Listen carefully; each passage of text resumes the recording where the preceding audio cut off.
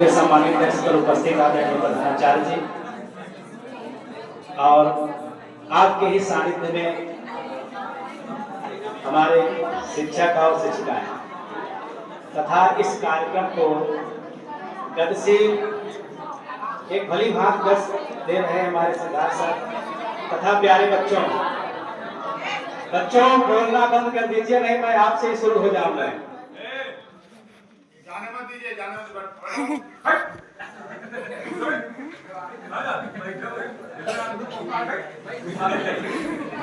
चलिए मैं इन्हीं जो पीछे बच्चे बोल रहे हैं उन्हीं से शुरू कर देता हूँ। सबसे पहले आपको इस कार्यक्रम की बहुत सारी शुभकामनाएं, आपके भविष्य के लिए उज्जवल शुभकामनाएं। और जो पीछे हमारे बच्चे, क्योंकि बच्चे हैं कुछ तो शरारत रहती ही है, लेकिन शिक्षक जो होता है वो एक वटवृक्ष की तरह होता है। हमारे बच्चे शरारत करते हैं तो मैं अभी आपको 2 लाइन सुना देता हूँ, आपको थोड़ा मजा भी आ जाएगा कि जो शिक्षक के स्नेह को बेकार समझते हैं। सुनिएगा ध्यान से, ज्यादा नहीं, 2 लाइन है, ये अभी तुरंत बनाई गई है, कहीं लिखी नहीं है। तो शिक्षक के स्नेह को बेकार समझते हैं, लापरवाह हैं वो बच्चे जो खुद को समझदार समझते हैं। कॉलेज आते हैं पढ़ते नहीं हैं, इस ज्ञान के मंदिर को बाजार समझते हैं।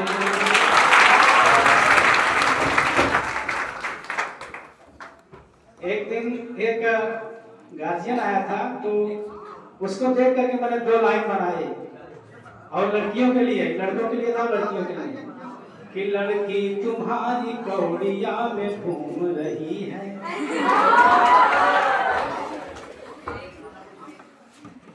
लड़की तुम्हारी कौड़िया में घूम रही है, तुम बात हो लेकिन तुम्हें मालूम नहीं है।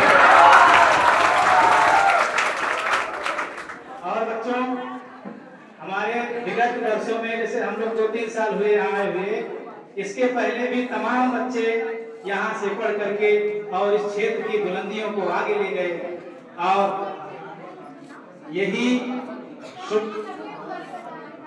शुभकामनाएं हम आपको देंगे। लड़की जब बेटा ऐसा है, ये जो बातें कही मनोरंजन में कही है, कोई मतलब नहीं इसका। हमारे यहाँ से तमाम बच्चे, सर जी, लड़कियों की डिमांड है कि लड़कों को भी कुछ कहा जाए, जैसे लड़कियों को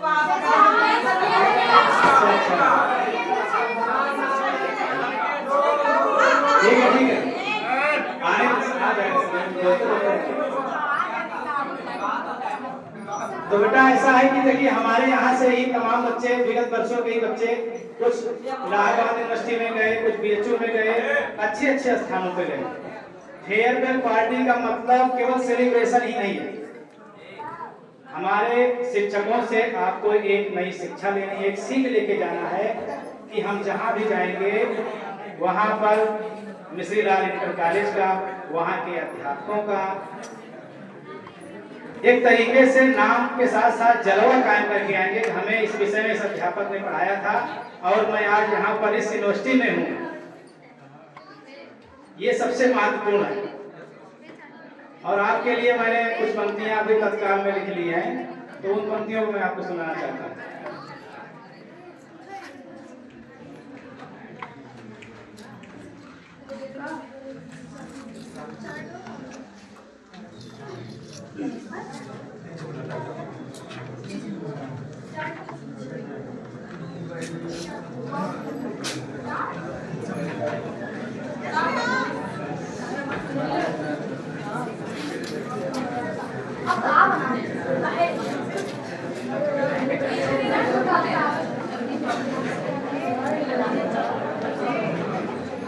हाँ देखिए, शांति बनाए रखिए।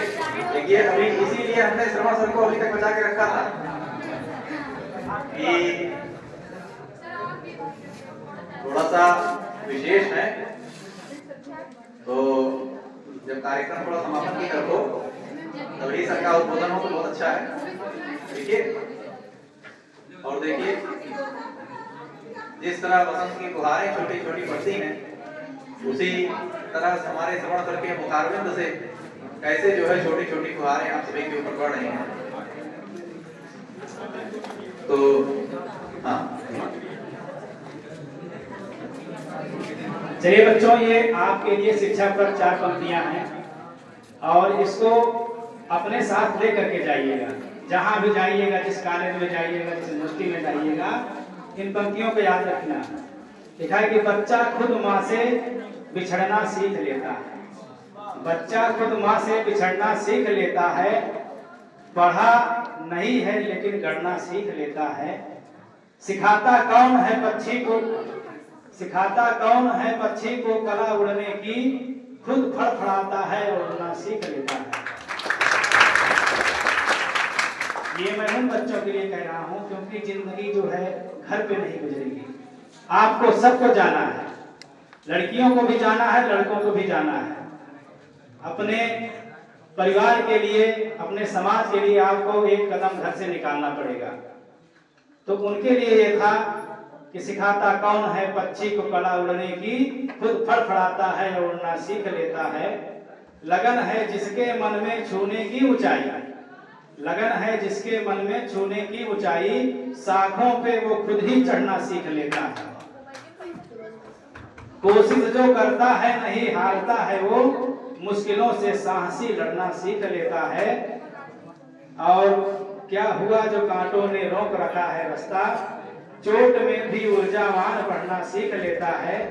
जिसको मोहब्बत है, सबसे आखिरी पंक्ति है, जिसको मोहब्बत है शिक्षा से पढ़ाई से, जिसको मोहब्बत है शिक्षा से पढ़ाई से, किताबों के बिना भी वो पढ़ना सीख लेता है।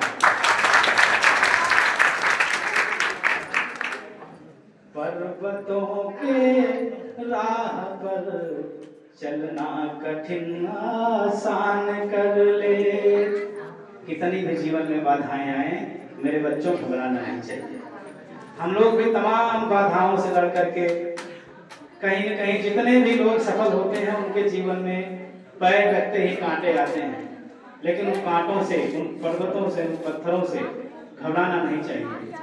इसी से 2 लाइन सुनाता हूँ कि पर्वतों की राह पर चलना कठिन आसान कर ले, जीवन को फलवादी बना कर खुद को तू चट्टान कर ले। पर्वतों की राह पर चलना कठिन आसान कर ले। बस इन्हीं तमाम बातों के साथ कि आप लोग आगे बढ़ें।